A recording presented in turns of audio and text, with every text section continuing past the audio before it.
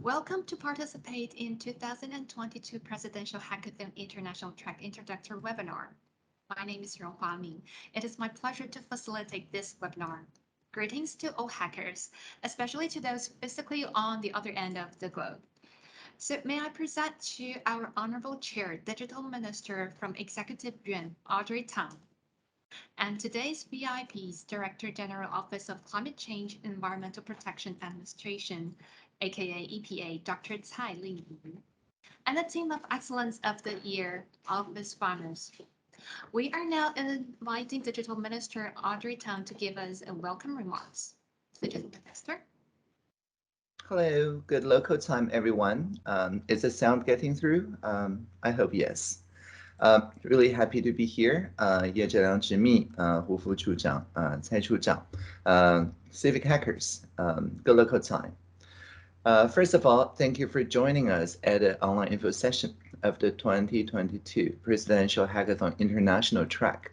This is the fourth year of this event organized by the Executive Yuan. Over the past 2 years, the world has been hit by the pandemic, and many people's lives, jobs, business models have been affected. However, compared to the sudden impact of the coronavirus, climate change has been causing widespread disruption to human life that's more severe in many places. We have seen drought, flood, abrupt alternation. We've seen changing geographical range of vector mosquitoes. We've seen severe air pollution jeopardizing industrial development and people's livelihood. So to solve these issues, we need not only adaptation, but also mid and long-term mitigation actions. And therefore, net zero has become the focus of this year's international track, and it resonates with last year's topic, climate action. According to the Paris Agreement at COP21 in 2015, the world needs to, and I quote, limit global warming to well below 2 degrees Celsius, preferably to 1.5 degrees, compared to pre-industrial levels, end of quote. So we hope that civic hackers from home and abroad can contribute to this goal of net zero emissions of greenhouse gases by 2050. Now, in addition to the emission reduction commitments of the public sector, the Paris Agreement also stressed the importance of the participation of the private sector and the social sector, from financial institutions, from the cities to individuals. So for this reason, under the theme of practicing net zero, this year's international track calls on civic hackers to come up with effective, feasible, practical, and highly applicable city-based proposals, which will be seen by the world through our platform of Presidential Hackathon. So we'll be very happy to see participants from all the different cities working together to share their net zero strategies and innovations. For example, during the pandemic in 2020, Taiwan civic hackers created the mask rationing map using open data to fight against the coronavirus. And this system has been successfully applied in Korea, in other countries as well, and this system was prototyped by civic technologists working on air pollution measurement. So this year's international track encourages civic hackers to use digital innovations, break down data barriers, maximize the power of data application, data altruism in various fields, so that technology can be of great help when implementing net zero measures and accelerating the progress toward the global goals. And lastly, I wish you all happy hacking. Live long and prosper. Thank you, Minister. So, another VIP from the Organizer Office of Science and Technology from Executive Yuan, Mr. Andrew Ye, who's not able to attend today's meeting, unfortunately, though he asked us, the working team, to deliver his best wishes to hackers and solid discussion in today's networking. Okay, so following the VIP comes from International Track Implementer, Deputy Director General of Small and Medium Enterprises, Administration of Ministry of Economic Affairs, Betty Hu, to give us some words. Deputy Director? Okay, Mr. Tang and Director General Tai, who is not able to show up on the stage, and its distinguished guests, civil hikers. Good morning, good afternoon, and good evening. Okay. It is undeniable that climate change is having a negative impact on people's living environment. In recent years, many international organizations, governments, and enterprises have made 2015 net zero commitment through policies. In 2019, Taiwan's greenhouse gas emission reduced to lower than 2005 base year levels, thanks to the efforts of all sectors. However, this is not enough to achieve the 2050 net zero target. The government and the civil society take cautious steps because this mid to long-term goals concerns various aspects, such as technology development, industrial transformation, lifestyle, and public participation. Climate change affects everyone. How to mitigate the impact and consequent disaster, which needs everyone's efforts. From the experience that we promote social innovation, we think there are some key elements that can everyone do for the social good. For example, the 3R, which is recycle, reduce, reuse, or share platform, or subscription systems, or you can take the bicycle rather than take taxis. So here we know we should do something together. So today, the Presidential Hackathon International Track is ready to listen to the ideas from global hackers. We hope that participants can learn from each other and highlight the positive impacts of technology or solutions and create a sustainable future for the world. I wish you good health and a fruitful journey. See you at the award ceremony. Thank you. Thank you very much, Deputy Director General. So now let us welcome my colleague from International Track Working Team, Mr. Joey Chen, to introduce this year's Presidential Hackathon International Track Challenge theme and selection criteria and so on. So Joey, it's your time. Okay, it's my turn. Sorry, everyone, one moment, please. I'm gonna share my screen for you.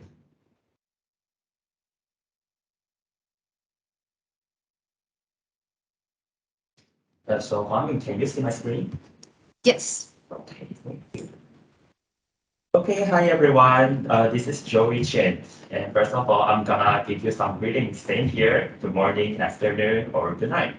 Okay, and I'm gonna bring a journey for 2022 Presidential Hackathon International Tracks journey. And I'm gonna make an introduction for you. So first of all, this event is organized by Executive Grant and implemented by Ministry of Economic Affairs. And also, it's executed by National Association of Small and Medium Enterprises. And let's come to the agenda. Thank you all for joining us today, and I hope the introduction today will answer some questions you have in mind. So let's talk about the Presidential Hackathon first, how it started. And the Presidential Hackathon is an initiative designed by the Taiwanese government, and we're gonna to demonstrate its commitment to employing open and innovative data, and in order to address development and social needs. It intended to include an international track in 2019. Participants from around the world were invited to propose open data solutions for delivering better and more sustainable world. International track encouraging teams to form data collaborative in order to solve challenges together.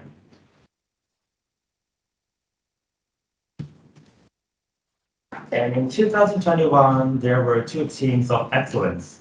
They are AB3 and Office Farmers. First, AB3 project creates open source software in order to offer better community ideas for promoting walking, cycling, and public transit. And then the Office Farmers team created a user-friendly platform. that assists farmers optimize farming-related decisions by utilizing big data to combat against climate change. So if you have any good ideas for reaching net zero goal, please mark following dates on your calendar. So let's come to the important day section. Allow me to walk you through the journey of international track of this year. So let's see, the certain date is already on the slide and already be announced in the official website. So if you want to know the details of them, you can check out the website. So let's back to the slide. In the run-up to deadline, which is on May 23rd, and please note that we have already started our application yesterday. From yesterday to May 23rd, so please check it on your calendar. And teams should complete the application with 15 mandatory questions. And also, please notice, don't forget what you filled in the wildcard section while you fill in the application form. These answers will be used while revising the application. After the application closes, several selected teams will enter to the next round. And due to the COVID-19 pandemic, we will host finalists events online in hope of helping teams to complete their final deliveries. So let's come to the most important part. As revealed, the strategic theme of this year is, as you know, a climate action, practicing net zero. So according to the data released by the United Nations, over 50% of the global population lives in cities. So however, the major greenhouse gas emissions exist comes from the cities. Therefore, city-based actions toward net zero carbon emissions is necessary. And the actions will facilitate the introduction of technological and industrial transformation. And we are turning to what the proposal we expect this year. We want your best ideas on how to leverage open data and technology to help obtain progress on practicing net zero carbon emissions. So please be noticed, an ideal proposal we are expecting must be data-driven. And you will have to tell us the project status, whether it's an initial concept, already in operation, or other status. All deliverables must be in English, so don't forget to type in English. So, and let's come to the left part of the graph. You can see it would be nice if the proposal covers global or regional development issues and have the potential to deliver a high impact, includes cross-border or cross-country collaboration and have short-term deployment potential. From these requirements and expectation above, we can conclude selection criteria in three aspects. So let's go into the selection criteria part. The judges will determine proposal based on the following criteria. First, the potential impact of your project in delivering net zero, and the feasibility of implementing your project. And last, the uniqueness of your innovation in joining up open data. The details we concern of each element, you can check on our website, the selection criteria part. There are more guiding questions that implies key deliverables. And when it comes to do's and don'ts, before you start hacking, we would like to ask for attention to some do's and don'ts. There are also three don'ts here. First, all documents must be written in English. And second, a team should consist of no more than 5 members. Third, the proposals must be new or must not have been previously initiated by any entity. From the do's, we can infer the don't. Besides the opposite of the do's, there's one more don't. The judges of 2022 PHIT is not eligible to make the proposals. If you want to know the details, please read the intellectual property rights statement before submit your proposals. The statement is written in handbook, which is attached in the official page. So, what's in to submit proposal? First, the teams of excellence will win a cup. Second, the opportunity to present your project at the presidential office building. Third, you may also have the opportunity to join the international program in Kaohsiung for future collaborations or project landings. And details of the international program offers shown below. You can check out the slide.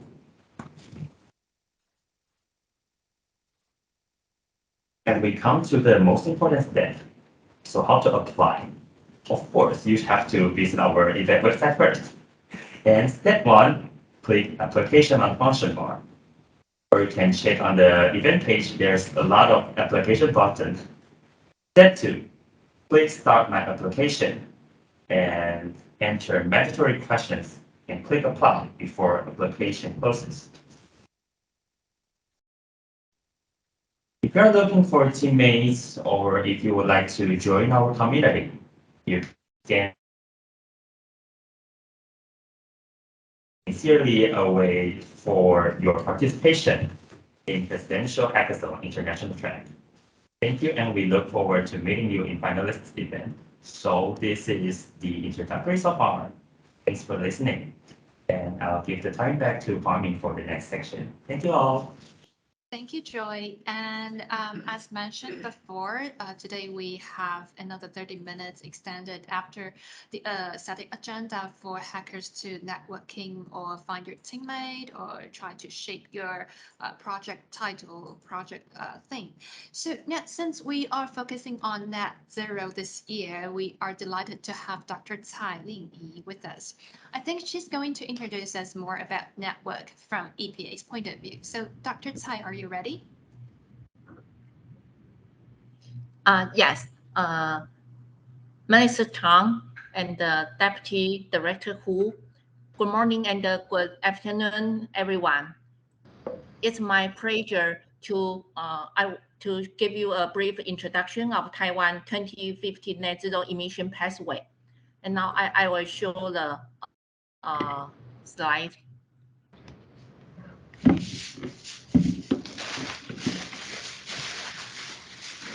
Okay. Can you see the slide here? Okay. And now I will start my introduction. Scientific evidence has confirmed climate emergency, and this has attracted the attention of international community. Global temperature will rise by 1.5 degrees Celsius within 20 years. Most countries have set net zero emission targets and green supply chains. Taiwan is an export-oriented country, with total exports accounting for 57% of GDP. The semiconductor, information, and communication industries have global advantage, and there is a sound technology and a traditional production supply chain. Hence, our President Tsai declared Taiwan will cooperate with the world and striving for a net zero future together for the 2015 net zero transition. Taiwan's greenhouse gas emissions have been controlled and gradually decreased. In 2019, the net emission were 265 million metric tons, less than the 2005 base year level. During this time, GDP has grown by nearly 64%, while carbon intensity has fallen by about 34% from the base year, showing the greenhouse gas emissions have been decoupled from economic growth. In order to jointly achieve global goals and to limit global warming to 1.5 degrees Celsius by the end of this century, Taiwan is preparing to amend the Greenhouse Gas Emission Reduction and Management Act and updating the net zero emission by 2050 target, with showing Taiwan's determination to follow the international path and actively reduce carbon emissions. In the net zero scenario, it is estimated that the electricity consumption trend from 2021 to 2050 in Taiwan is consistent with the international trend. Affected by economic growth, industrial development, intelligent equipment, electric vehicle, and other industrial development, the average annual growth of electricity consumption is about 2.0%. At the same time, non-electricity consumption, such as petroleum products, natural gas, all declined. Affected by this, the energy consumption gradually slowed down, with an average annual growth of negative 0.2%. Taiwan has laid out a long-term net zero plan so that the developing net zero technology can be put in place as scheduled, and the energy, industrial structure, and the social lifestyle can be adjusted. Our energy system will maximize the deployment of renewable energy and build a zero carbon power system by combining gas-fired units with carbon capture utilization and storage, and introducing hydrogen power generation.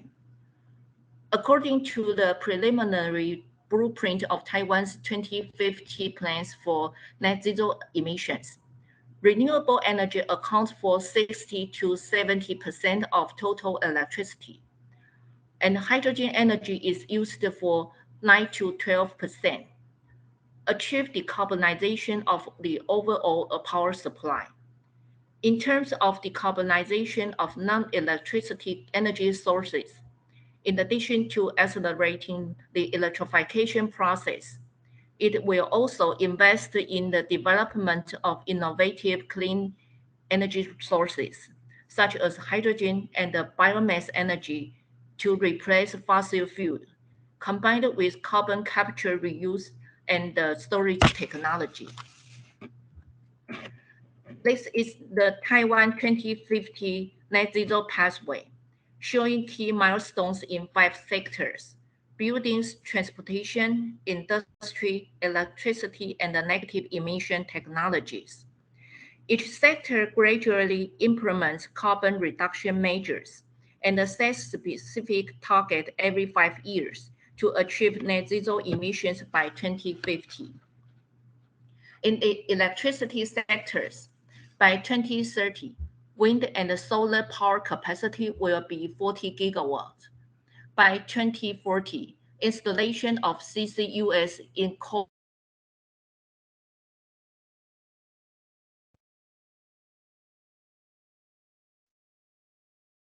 and the installation of smart substations reaches 100%.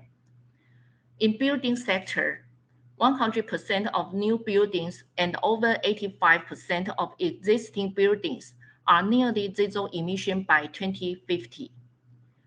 In transportation sector, all urban public buses and official cars will be electric by 2030. 100% of car sales and 100% of scooters will be electric by 2040. To achieve the net zero emission target, Taiwan adopts 4 major strategies and 2 fundamentals to promote the transition. In energy and industrial transformation, it explains the issues that business groups are concerned about. In future life topic, it starts with food, clothing, housing, and transportation, hoping to reduce carbon emissions through changes in people's behavior. In social transition topics, it discusses how the whole society will take into account our perspective and achieve social consensus with facing these huge issues. In research fundamentals and the legal fundamentals topics, it describes how to build the fundamentals we needed to drive these 4 transition strategies. Next, I will introduce the major strategies and the transformations. In energy transitions, first, we are building a zero carbon energy system. including maximizing renewable energy by expanding mature wind and solar PV deployment, decarbonization thermal power development, building a zero carbon fuel supply system by providing hydrogen, ammonia, and biomass fuel for industry and transportation. Second, we are improving energy system resilience.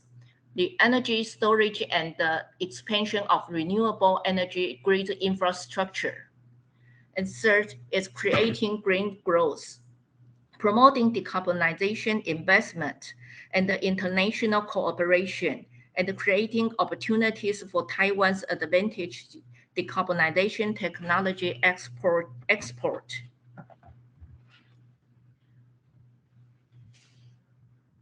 For industrial transitions, there are three aspects. First, the process improvement, including replacement of old appliances, energy saving, and the development of hydrogen technologies, fuel switching, and the circular economy, including raw material replacement, refuse derivative fuel, and energy resource integrations. In building sectors, policy for new buildings is to establish energy efficiency evaluation system and strengthen building energy efficiency regulations. Improve the energy efficiency of existing public buildings and develop in energy saving technology, low carbon construction method. In long term, public building will lead the low carbon transition of private buildings to promote the popularization of policies.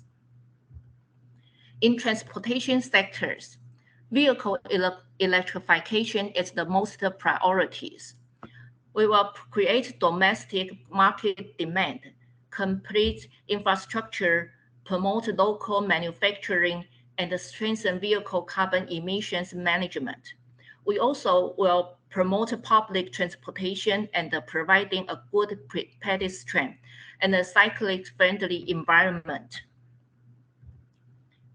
Next, the lifestyle transition. The lifestyle in the future will adopt a low-carbon diet and a zero-waste strategy, net zero and circular buildings, and low-carbon transportation. Citizen dialogue, common goal, common responsibility, and collective actions are also necessary for future life. Social transition is the key action to leave no one behind. Social support system can realize just transition and civic engagement, including transit net zero into social engineering, identify, improve mechanism for resolving conflicts and disputes, establish tools and strategies for the support system, and use public-private partnership to increase resilience of a transitioning society. In order to achieve the goal of net zero emissions, there are 5 technology R&D fields. According to the spirit of future-proof technology, target-oriented, public-private partnership, international cooperations. The key points are sustainable energy, low carbon, circularity, negative carbon, and the social science. Due to the served situation of global climate change, the requirements of carbon reduction in the international industry supply chain are increasing.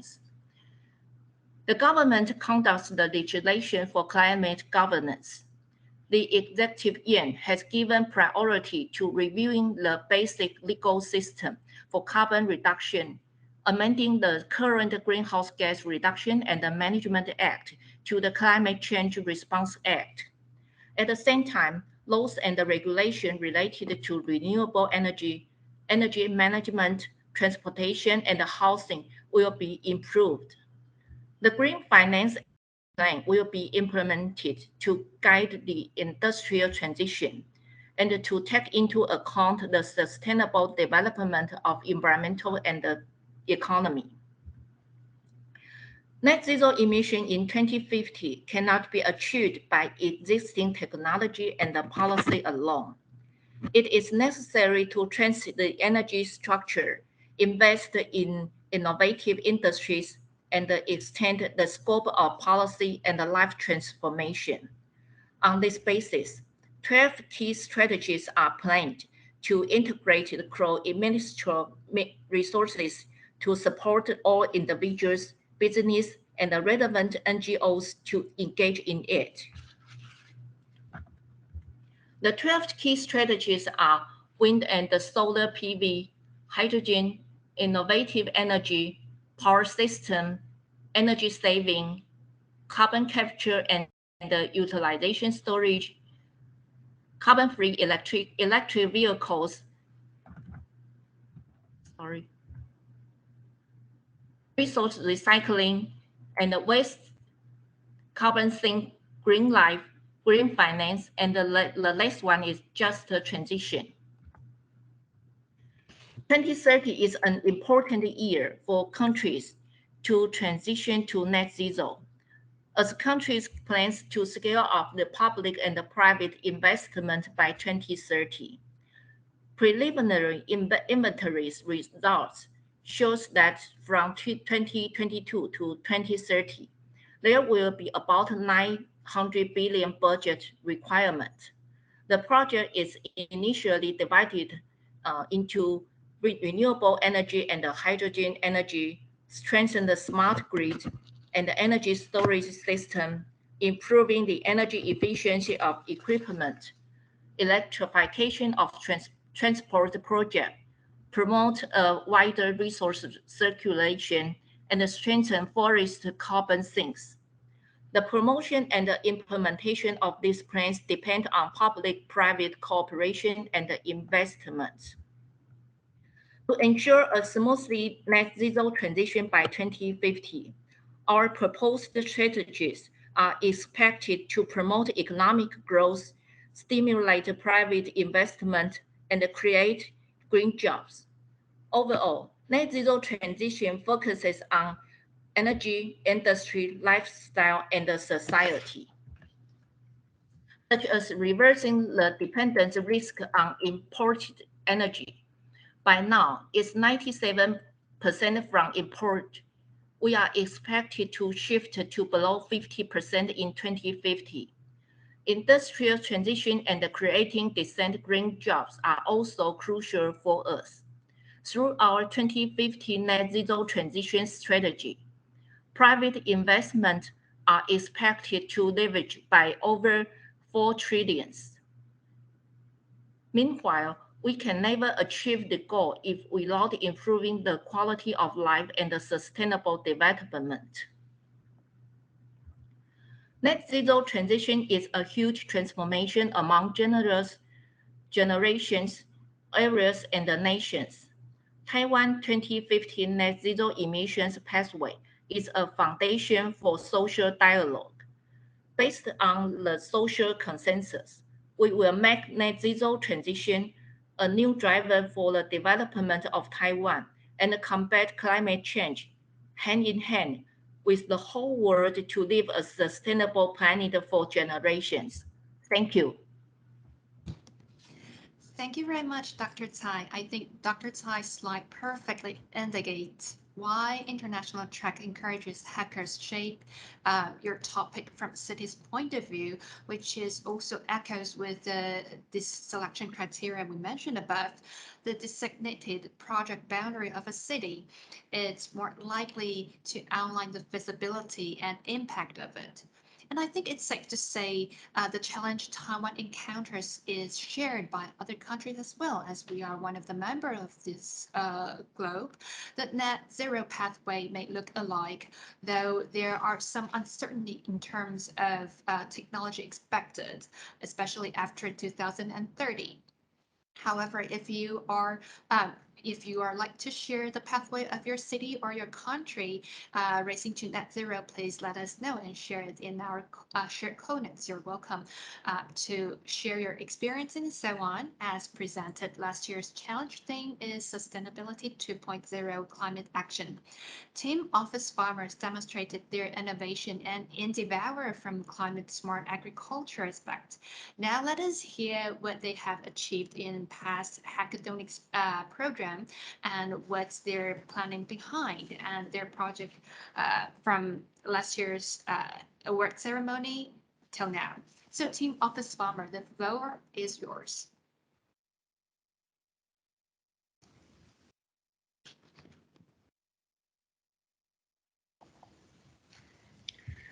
Okay, hello everyone.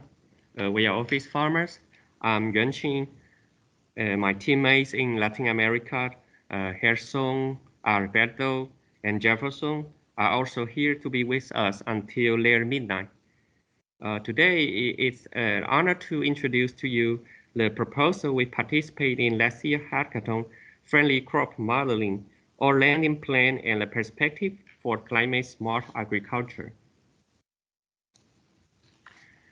We are a group formed by an agronomist, a programmer, a designer, a statistician, and a data scientist to dedicate ourselves to convert complicated concepts such as crop simulation procedures and the Ocean Nino Index ONI table into a more intuitive and educational material, allowing producers to make better decisions.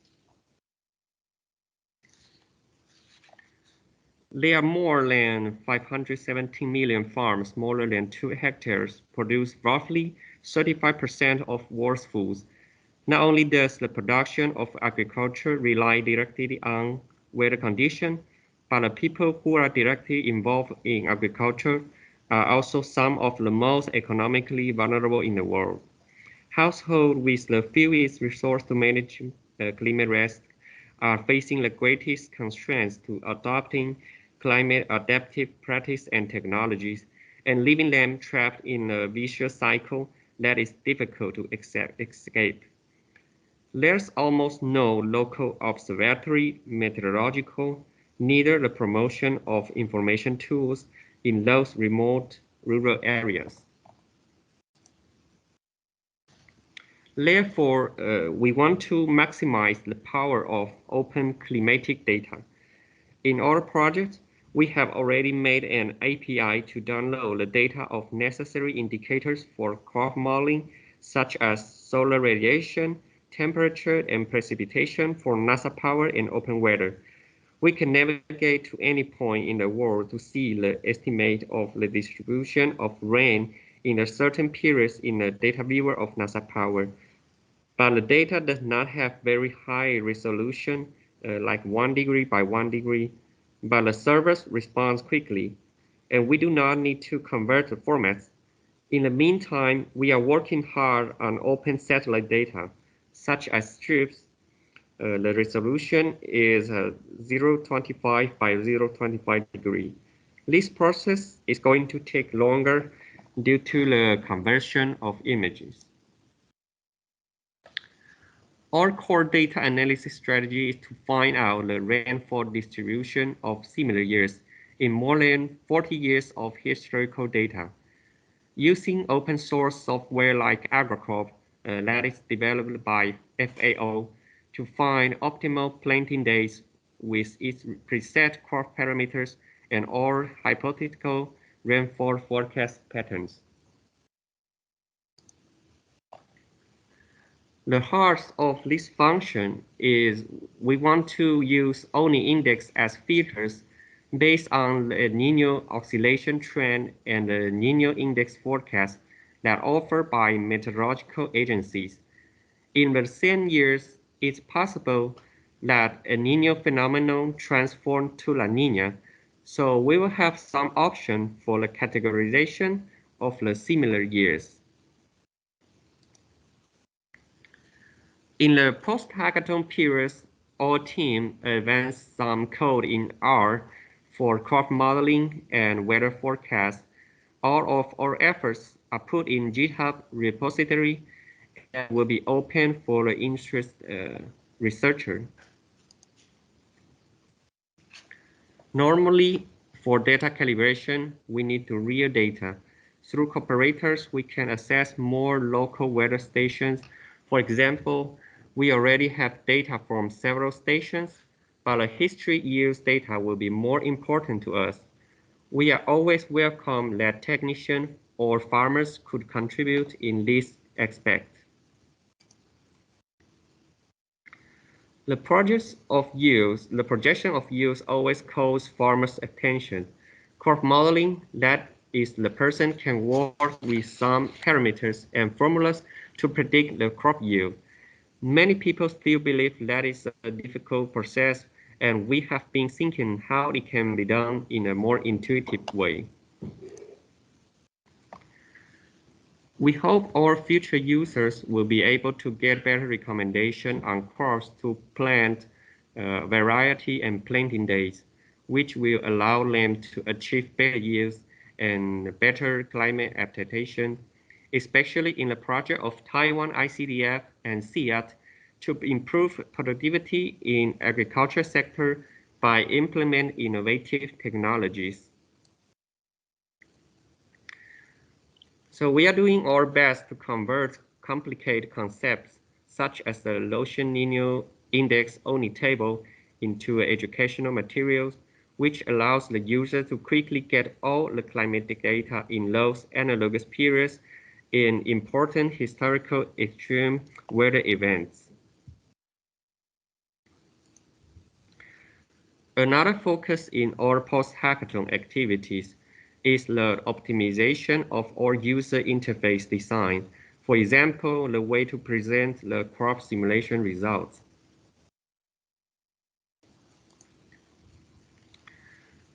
We are still following our theory of change, as I've already mentioned the problem we want to solve, and the activities they are in progress, such as reviewing and analyzing public database, requirement gathering for platform development.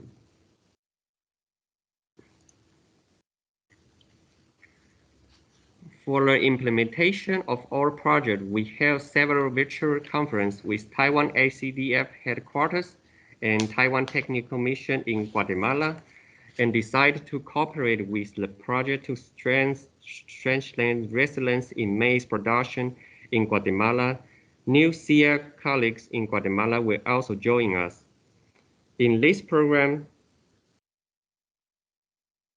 we are about to begin a 2-year plan for constructing maize production model and assist small farmers in adjusting planting days and giving cultivation advice. In addition, the Taiwan Technical Mission in the Philippines is also highly interested in the introduction of climate-smart agriculture and crop production models, which are also possible future cooperation partners.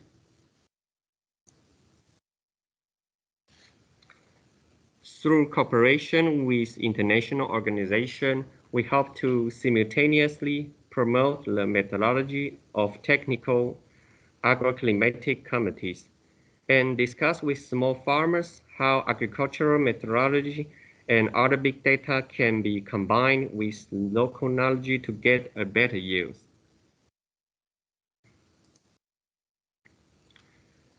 And through creating a more powerful digital tool with a regional perspective, we like to help farmers in decision making and link our project to the SDGs, especially SDG 1 and 2, to increase yield performance and reduce the risk of loss due to the weather for smallholder farmers, finally achieve the growth of average incomes of small-scale food producers. And we hope to take these opportunities to introduce the concept of climate-smart agriculture to you all, which is the direction that Office Farmers, Taiwan ICDF, and CIAT have been working hard to develop in recent years. And its definition, climate-smart agriculture CSA, equal to sustainable agriculture plus resilience minus emissions, that can connect the 2 years competition themes of the presidential hackathon. Now, I'd like to give my teammates in Colombia to introduce some efforts of SIA Big Data Groups, and he will return to me to following the presentation. Jefferson, are you there? Hello, everyone. I'm Jefferson, the crowd modeler. Well, I am researcher in digital agriculture and climate action and the International Center for Tropical Agriculture. I'm very grateful for the opportunity to participate in the last year's hackathon. And well, it's a great opportunity to create the friendly crowd modeling. I'm going to share with you some slides. So please confirm that you can see. Okay. Well, this slide shows the structure of the CRUD simulation model in friendly CRUD model. This model is created with open access softwares, main the R code, and AquaCRUD model created by FAO. This model allows to automate the CRUD simulation. The first part loads the requirement for the simulation. Then the information is organized in the specific formats for AquaCrop and Simulate. And finally, the outputs are summarized as graphs or table. Friendly crowd modeling is an achievement that integrates perfectly with our research work. Uh, in this case, this is some of the technologies that we employ in data-driven agriculture. Here we combined three parts. First, the capture of the data of the information um, with different systems and their components. For example, in the farms, with monitoring the data of the with remote sensing and the components like soil or weather. Then this information is evaluated with different analytical methods such as statistical models and crowd models. This is one part of the friendly crowd modeling. And finally, these technologies have a good adoption when we integrate with good dissemination methods. These dissemination methods allows to the is important to create according to the user demand for the information. Another interesting space is the agroclimatic technicals committees, OMTA in Spanish. This is an interesting space, or this methodology are implemented in 11 countries in Latin America and has become a channel for communication and construction of knowledge in relation of the relation between the climate and production system. Uh, uh, for the question how to connect the climate forecast with data-driven agriculture, uh, we use the analytical method. With the analytical methods, it's possible to build scenarios in different patterns that can be associated with different agronomical practice. Um, this way, it's possible to create information for specific places. Finally, this is a vision of how the system should be worked. 3 points to highlight here. First, the monitoring methods of different time scales. Uh, then better prediction and algorithms, similar to friendly crowd modeling. This is a part for this in this part. And finally, this workflow must be designed according to the needs of the user, ensuring the development of skills of the people and achieve monitoring and evaluation of the all parts of the project. Um, this is this is a summary of how integrate different platforms and tools like friendly crowd modelings to the process in data-driven agronomy. Thomas?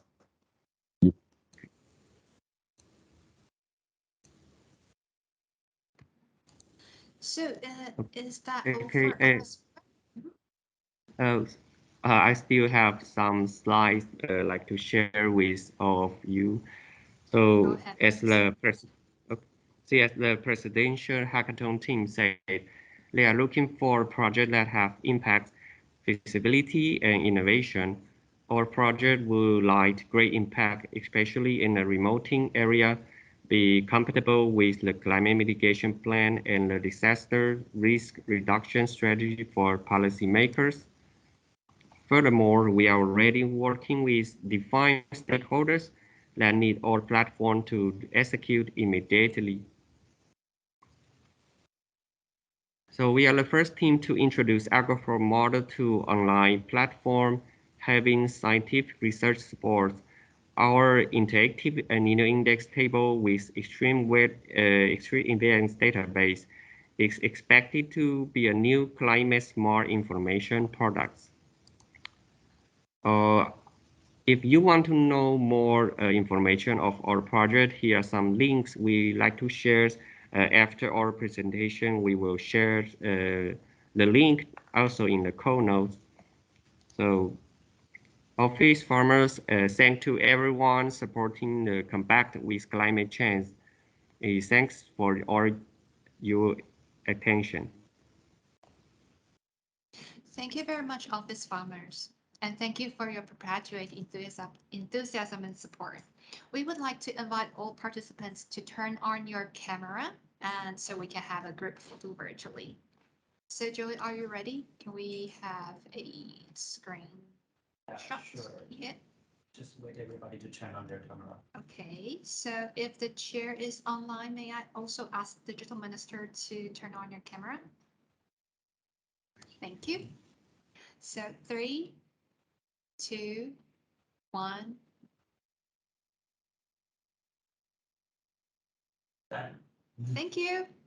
Thank you so much. And I think it's time to check out our chat box and see if there's any comment or question. I don't want to leave any questions unsolved. So let's see on our share code note, one participant asked us, can we get the recording of today's webinar? And the answer is, of course, yes. We will edit it and share the link on this code note. So please save the address so you can come back and check out this webinar later. Another question is regarding to the International Startup Program in Kaohsiung. Is this after September 25th for a month after the award ceremony? So since SME, the deputy is online, can we ask Betty to answer this question, please?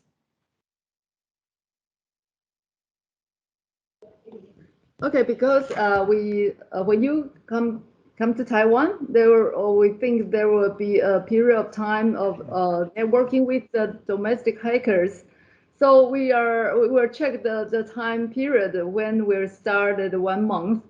Thank you for raising this question. We didn't even think about how long will be the duration for you to stay in Taiwan. So we will check the date and answer you on the line group or put that in the website. Okay, thank you. So thank you, Betty. Now I would like to ask our Chair Digital Minister, Audrey Tong, if you have any comment or conclusion. Not exactly a conclusion, but really my sincere appreciation for all of you for paying attention to this very important net zero call to action. I do firmly believe that through Presidential Hackathon, especially the international track, we're building a tribe of sorts of civic hackers that care about truly global issues, including net zero, but beyond net zero, this camaraderie, this solidarity that we build can also extend in the future to tackle any of the sustainable development goals. So stay tuned, and I look forward to meet you in Taiwan physically this year for the awards ceremony. Thank you. Thank you so much, Digital Minister. So before, I think we're running out of time almost, but before we end this webinar, I would like to open the floor to everybody, see if there's any question regarding to today's introductory webinar, introductory of this event, or to any slides or presenter that just spoke. So the floor is open right now, and just raise your hand if you would like to share your comment or questions.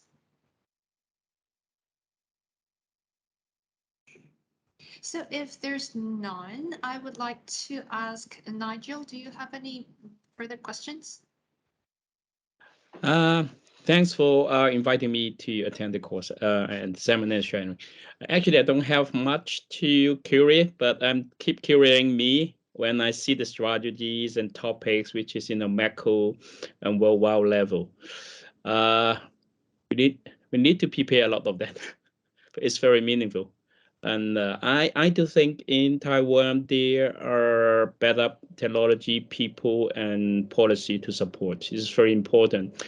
You know, in Hong Kong, it's a small place, and a lot of idea may not be implemented very well, unless we have a lot of support from financial side. But I think it will be a bit easier to make it happen with the resources in Taiwan right now.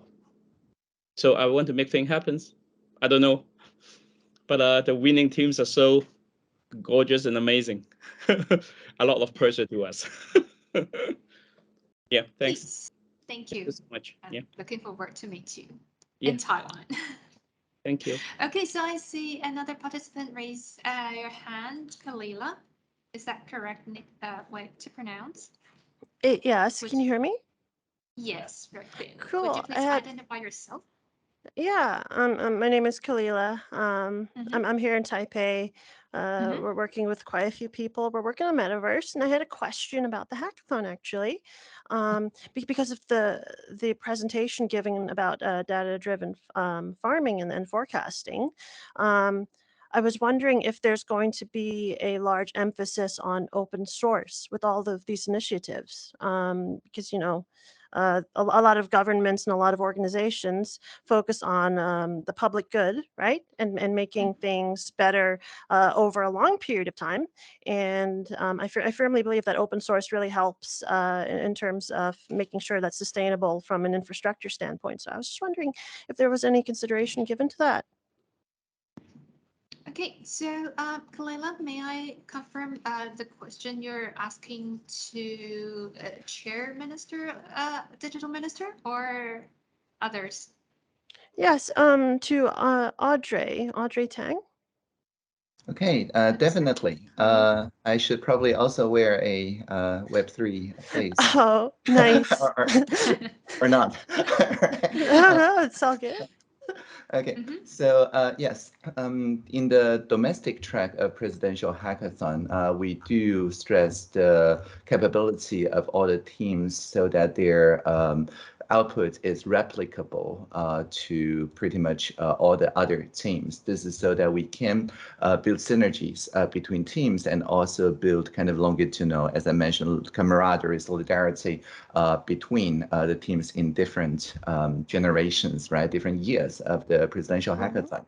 Now, for the international track, this is a really good question because prior to this year, we've switched topics, right? So we've moved from one SDG to the other, from the infrastructural innovations, open procurement, to climate change. But in this year's international track, it's different because it's a continuation of last year's Presidential Hackathon international track on climate change. So now open source, I think, will be much more important because then your output, your contributions will be useful to the next year as well if we stay on the climate change idea, right? So I think this is a really good suggestion, and I think we can take a page from our domestic track, saying that in our impact, which counts for 40% of the scoring criteria, the solution replicable and transferable, we need to consider the replicableness of not just the numeric models or not just the APIs and observations,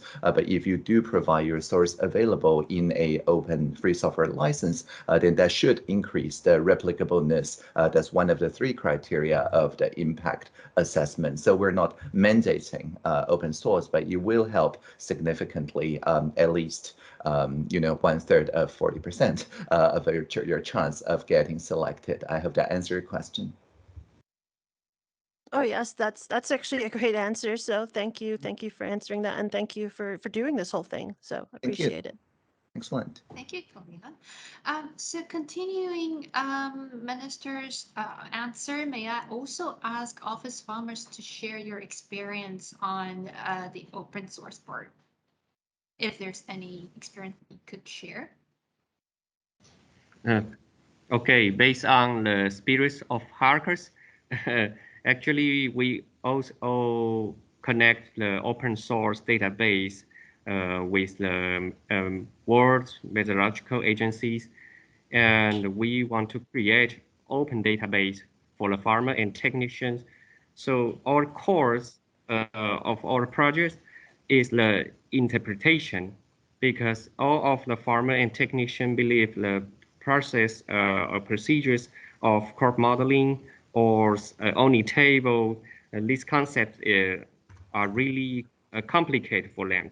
So office farmer, we are a bridge between them and open source, so we can do a lot of efforts and help them to resolve the problem and help them to get a better adaptation.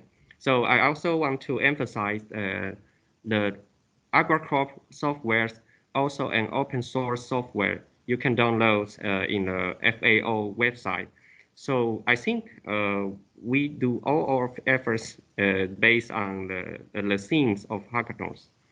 Mm-hmm. Yeah, so just one quick addendum. I think in open source, usually people have a declaration like a license file or a copyright file that clearly delineates the intellectual property status. So I think for this year, and I believe it's in our handbook, if someone did not declare that they are open source using a well-accepted license, maybe we should add the burden of the proprietary themes so that they must clearly mark how they are proprietary, the copyright holders, patent holders, if any, and so on, so as to level the playing field, especially for people participating under the open source spirit. I do believe that's already in page 7 of our handbook, but we will make sure that we implement that. Thank you, Digital Minister. And Kalila, does it help? Does it answer your question? That and more. So thank you everyone for answering. I appreciate it. Mm-hmm. Thank you very much. So is there anyone have any other questions so far? Or any comments from our friends on the other hand, voting with, or anyone? Okay, so if not, I think that would be all for today. Thank you so much, Digital Minister and our Deputy Director General. Thank you so much, and appreciate to all your support. I think that would be the end of this introductory webinar, and see you in our next phase. Good luck and happy hacking. Thank you. Live long and prosper. Live long and prosper. Thank you. Ciao. Ciao. Ciao, adios. Thank you. Thank you. Adios. Adios. Ciao. Ciao. Thank you so much for the arrangements and the efforts behind. Yeah, thanks. Yeah, thanks, See you. Nigel. Yeah, see you. Bye. See you. Bye. Bye, David. Thank you, judges. Sorry, can I Yeah. ask a question? Yes, please do. It's a little bit But- late, but I know it's Yeah. a little bit late, but you Mhm. know, most of the ideas are around AI or some advanced technologies. Mhm. How you think about the project that is simply app, meaning that because when you talk about AI, and most core thing is data, and to collect data, you probably need some infrastructure or platform like app. For example, let's say there's a attendance app. It looks very simple, but if a teacher use attendance app to collect the data efficiently or conveniently, so for example, she just open the app and click students around, and she collect the data. It's a basic example, and it can differ based on the cases. But the idea is to collect data, you need something to collect from. So basically, it's a web app or just a mobile app. So in the hackathon, they mostly look at the like breaking technology like blockchain, AI, or VR, or it also can be some very simple app, but which the main reason is to collect the data, which help to collect data efficiently or engage users to collect data. Is that question clear? So is it important to have like breaking technology like AI or something, or it's also fine to have simple app that will, for example, engage people to collect data? For example, teacher, they use paper to collect attendance, but now there is, let's say, app that can engage teacher or make the data collection easier. Okay, that sounds like a question for me. Yes, it sounds Or to very Fred. good. Well, no, not to Fred. Okay. Okay. So just to okay, let's be serious. Okay, switching to serious. Okay, right. Always So, serious. so seriously speaking, I think last year's champion, one of the champions, the AB Street, is a rather simple. It's not even in the web, right? It's a app. It's a website that shows people how different biking routes and planning in their neighborhood can affect the traffic and therefore the emission patterns. And if you can design better roads, then it shows your neighbors that they have more incentives to switch to pedestrian or bicycle movement and so on. And you can also use your design to convince your mayor and so on. So, I mean, it's not cutting edge technology, it's not emerging technology. I've been playing SimCity since decades ago, right? But it fits the purpose. So what we're looking at really is something that is portable in the sense that you can take it around the world, and an average mayor and average head of the town can actually change their practice. So the social impact. So when we're looking at an innovation branch of the selection criteria, as you can see, there is nothing about that you have to use distributed ledgers, machine learning, deep learning, or things like that. What we're asking is that, is your approach more effective than existing business as usual solutions? And also, does it affect its goal effectively and efficiently? That's the only criteria that we care about, in addition, of course, to it having to do with net zero, right? So what I'm trying to say is that there really is no rating criteria pertaining to which vintage your underlying technology came to. You can use, machine learning from the previous century, right? Just plain statistics and regression and things like that, and you will not be judged differently as compared to the latest deep learning models and transformers. Oh, understood. Thank you very much. Now it's clear. Cool. So thank you very much, Sam. Maybe this is a little bit late, but may I ask you where you come from, or where are you currently?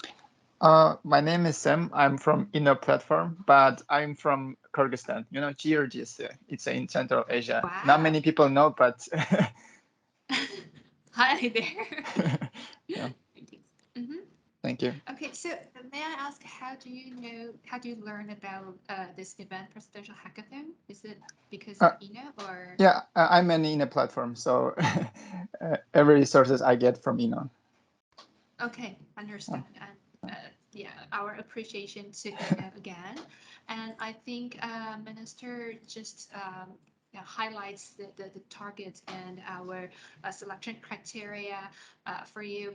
So if you have some time, please visit our event website, because I think all the rules and our guiding questions are already there. And this year it's quite addressing the issue clearly. So if you have any further questions, don't be scared or shy. Just let us know, or type on our shared code and we will answer you later.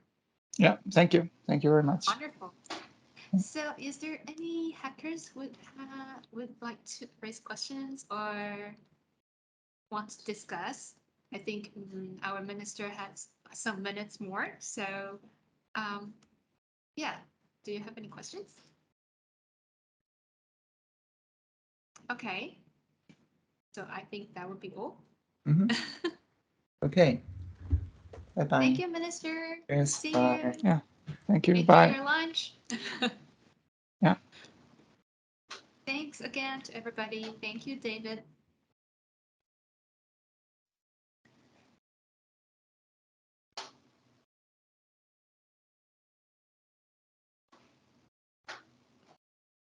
Ciao. Ciao, ciao.